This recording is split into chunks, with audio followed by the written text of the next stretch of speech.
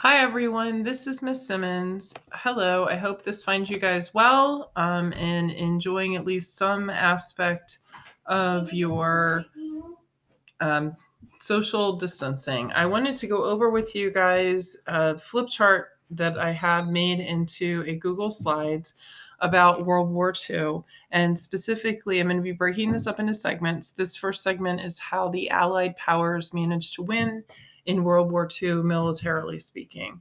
The beginning slide of this basically shows you a bunch of different images from World War II from the United States perspective. So I want to briefly talk about these images. This first image over here is of men getting ready to go off to war. They're being trained.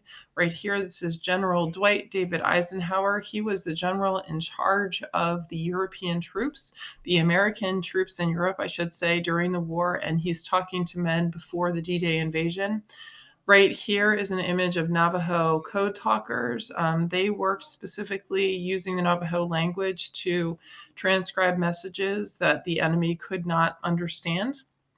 Right here on the upper right, we have an image of Tuskegee airmen who were trained at the Tuskegee Institute to not only fly planes, but jump out of planes and be ready for combat duty.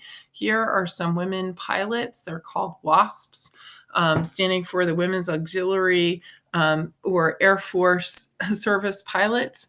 And they flew planes from where they were being built to the military bases. Then we have this little tiny image right here. This is of a Disney, it's advertising a Disney short. It's called New Spirit. In my classes, I posted New Spirit on the classroom. It's a 7-minute Disney movie trying to encourage people to pay taxes to support the war effort. Here's a famous iconic image from World War II of a parade following the end of World War II, where a soldier spontaneously kisses a nurse who's in the parade. And then this bottom right-hand corner is of an African-American naval enlisted man who showed bravery and was rewarded for that during Pearl Harbor. So specifically, let's talk about World War II. World War II was a war on two fronts. We fought both in North Africa and Europe. That's going to be considered to be one front, and the other front is the Pacific. I want to talk about the front in North Africa and Europe first. By the time we got involved in World War II, the war had been going on since 1939. We got involved in December of 1941 after the attack on Pearl Harbor. And in fighting in Europe, by the time we got involved in 1942, you can see based on this map, the yellow areas are the Axis powers, Germany being the most powerful. They're allied with Italy. And the areas that have these yellow and green stripes show places that Germany and Italy had invaded across Europe and taken over by the time of 1942. The green also striped on here indicates that eventually the Allied powers are going to be able to come in and take back control of those territories. If a country on this map is in purple, that means that it is neutral. The first major battle set that we're involved in is something called Operation Torch. It took place from October 1942 to May of 1943. It was led by Eisenhower and Patton. Patton was actually someone who had fought in World War I as well. The British had won in this battle down here, the Battle of El Alamein, which is in Libya, but very close to Egypt. And that's a major turning point battle where they had started to win against the Axis forces that are fighting in North Africa.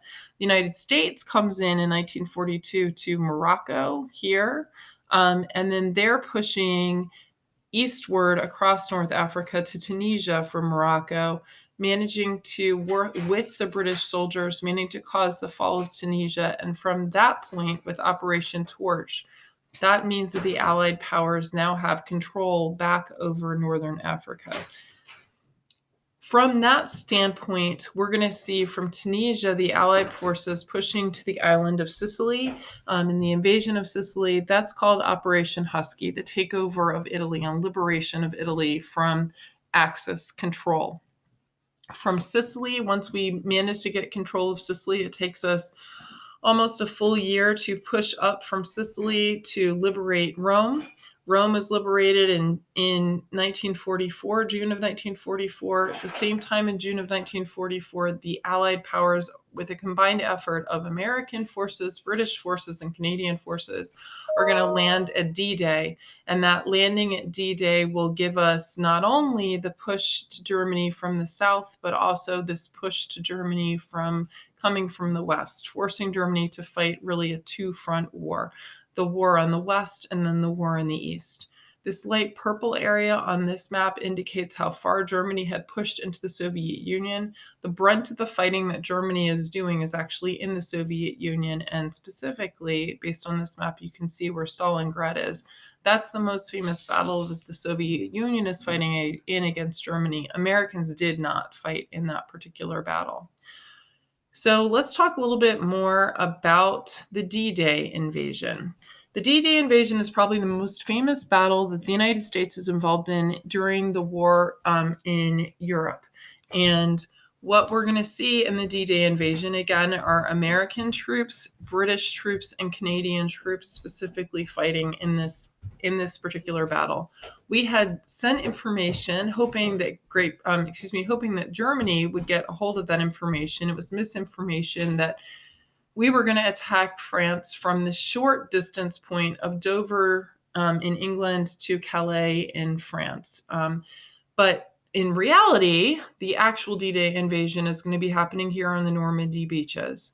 Over 176,000 Allied troops land on the Normandy coast. This, again, is a combination of British, Canadian, and American troops making this invasion. It's largely led by Dwight David Eisenhower, our five-star general there.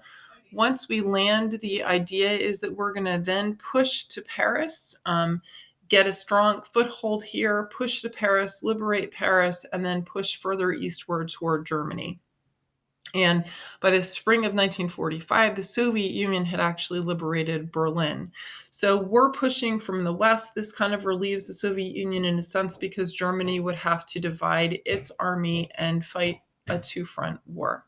In these images on the bottom of the screen, you can see some photographs there of troops landing at D-Day. D-Day is landing essentially on the beaches.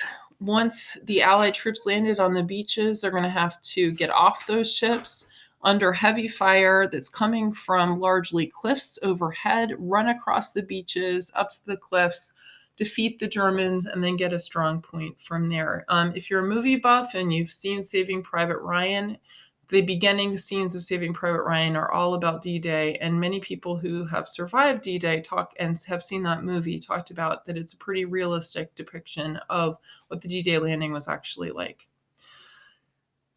That's really our effort in Europe. Now we're going to talk about our effort in the Pacific to defeat Japan. Japan is also an Axis power. Japan, like Germany, had the expectation that the state was more important than individuals and had established a form of government where that essentially is the case.